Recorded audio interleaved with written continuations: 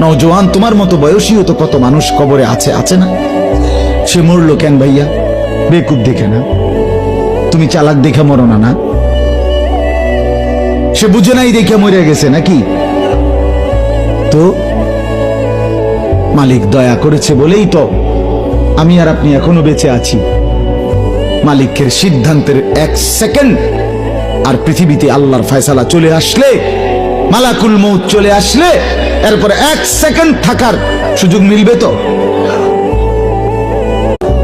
নওজোয়ান তোমার মতো বয়সীও তো কত মানুষ কবরে আছে, আছে না? সে মরলো কেন ভাইয়া? বেকুব দেখে না? তুমি চালাক দেখে মরো না? না, সে বুঝে নাই দেখে মরে গেছে নাকি?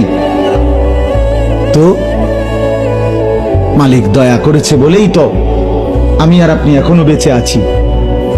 মালিকের সিদ্ধান্তের 1 সেকেন্ড আর পৃথিবীতে আল্লাহর ফয়সালা চলে আসলে, মালাকুল মউত চলে আসলে, এরপর 1 সেকেন্ড থাকার সুযোগ মিলবে তো?